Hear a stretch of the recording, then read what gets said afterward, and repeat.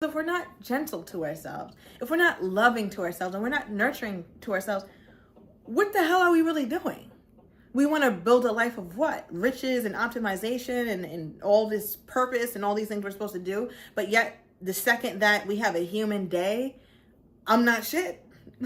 No, I don't want to live like that. My name is Alyssa. Welcome back to my channel. And today I want to talk about how you don't necessarily need to even change the way you are.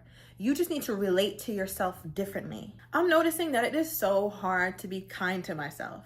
And that sounds so bad, but it's a truth that I need to kind of stop running from because I think it will set me free if I understand it a little bit more.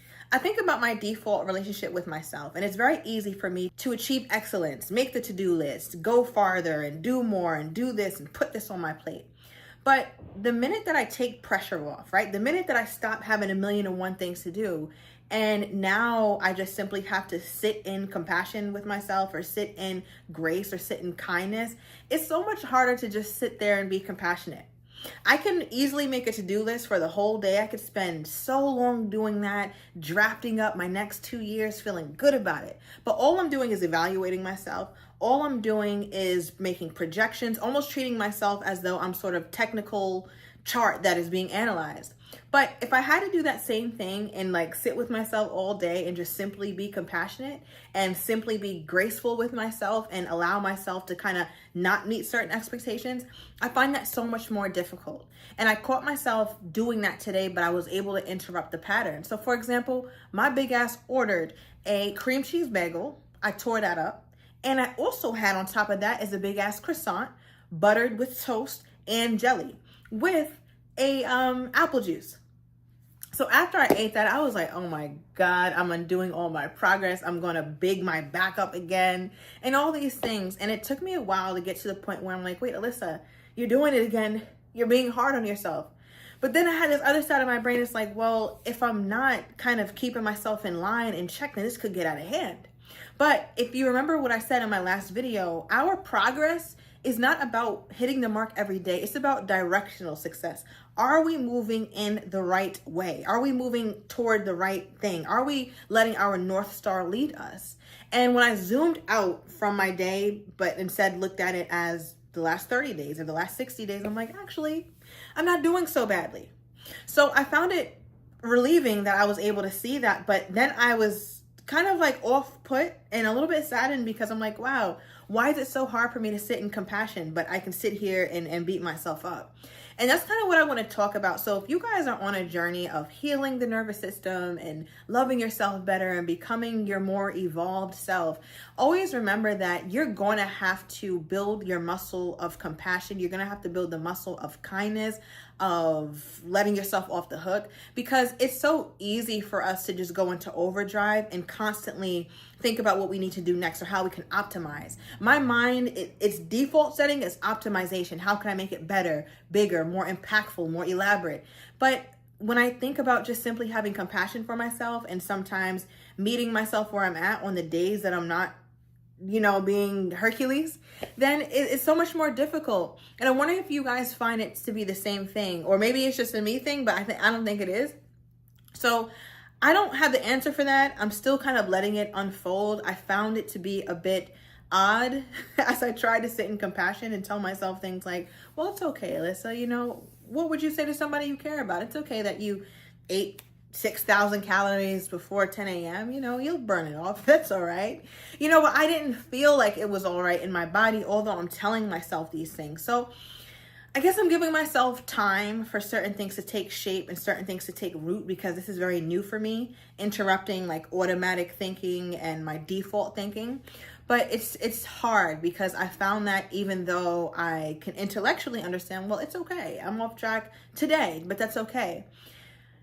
I think my body didn't understand it because I felt very uncomfortable giving myself that pass. And I don't quite know why. And as I think about it more and more, I feel like maybe it was hard to give myself that pass because part of me doesn't feel fully worthy of a pass. I'm still very hard on myself and maybe thinks that I should be like, no, you should have done it like this. You should have did it like this. But as you guys hear me talk all the time about reducing pressure, reducing friction, reducing noise. And I'm literally doing that by zooming out of my day of eating 6,000 calories before 10 a.m. And I'm looking at the whole picture, like actually I'm moving in the right direction. But that doesn't seem to hold weight with me in my body. Mentally, I get it, but my body still felt a little bit uncomfortable, or like I need to overcompensate, right? Because then my next natural thinking is like, all right, well, let's overcorrect. Tomorrow, let's just eat a salad and 2 grapes and we should be back good. Okay, cool. But that also insinuates or teaches me that, well, if I have to overcorrect or overcompensate, then that means I did something wrong or I'm off target. And that's not quite what it means. And that's what I'm thinking. Let me know if you guys are following me, because sometimes I confuse my damn self. But I'm trying to really get to the point of understanding that I don't have to always get it right. I don't always have to hit a target in order to be moving toward my goal. Today was just as productive, was just as perfect as it would have been had I ate the right way, went to the gym, and had the day I thought I was supposed to have. But I don't give it that credit because I don't have a merit system that rewards rest, or that rewards the fact that I just need to be compassionate because I'm having a hard time. No, I naturally go into thinking that, damn, I have to overcorrect. I'm doing something wrong. I'm off track. So I only reward times where I'm productive, times where I can do it, times where the task is hard and I strong arm my way through it. I muster up the courage to do it. That's the only thing that I reward.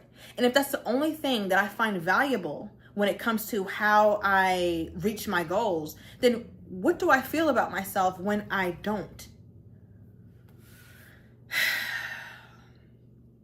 I would love to sit up here and think that I know that I'm worthy and I am great. It's okay if I didn't do this. It's okay if I didn't do that. But my body's telling a different story. I'm very in tune with what my mind thinks versus how my body feels. They're not right now in alignment, even as I say it.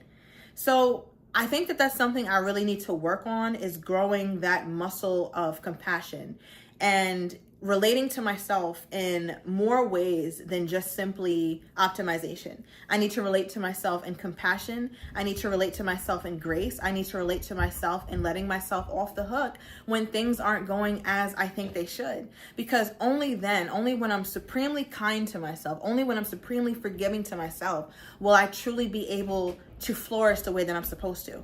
Because at the end of the day, let's say you hit your goals and all that, but what about that one day that you're off? What about that one day that you couldn't do what you thought you should do or you didn't set out to do? If you're going to feel like shit about yourself, if you're going to feel like your whole world is crumbling, I mean, we have bigger fish to fry than you hitting your goals. Because what it's exposing is the fact that your belief system or your self-worth system is actually more fragile than you thought. Because at the minute you start veering off, so you think, and your self-esteem starts to plummet, or you start to question yourself, or you start to feel pressure, or you start to feel a bit frazzled or dysregulated, your body's trying to tell you something. So this self-worth, this self-love thing goes deeply. And I think that it's really helpful for me to start to be honest with myself. I talk a lot about transparency and vulnerability. We have to really be honest with ourselves about how we really feel. Do you really give yourself grace? Do you really practice kindness to yourself? Can you really relate to yourself from full compassion for 24 hours, just like you could if you were building out your blueprint for year 2027? It's okay to be honest, because we also can look at that as progress, but only if you're compassionate to yourself. Because even though today I didn't have the best day eating wise, or I didn't hit my goal that I had set out, what I was able to do was watch some destructive thinking live and in action. And not only did I watch it, but I was able to interrupt it. I was able to challenge it and question it. That was my power today. That's how my day was productive, and I'm allowing that to count. I'm giving myself permission to say, you know what? Yeah, your day didn't look like physical output, but look at all the emotional work I did today. Look at all the self-regulation. Look at all the nervous system rewiring that I'm challenging. Years and years of things that are very intertwined and tangled up. All these neurons that kind of fire together and tell me that I should have got it right the first time. I shouldn't have ate the bagel. I should have did this. That is years, decades of wiring. And the fact that I was able to interrupt that thought, that's a win. But it took me about an hour into my walk to even realize that was a win and that was the work for today. And you hear how I'm even using certain language. I have to justify the fact that I didn't do what I was supposed to do. And now I'm looking at this, well, I still did work. I still made progress somewhere.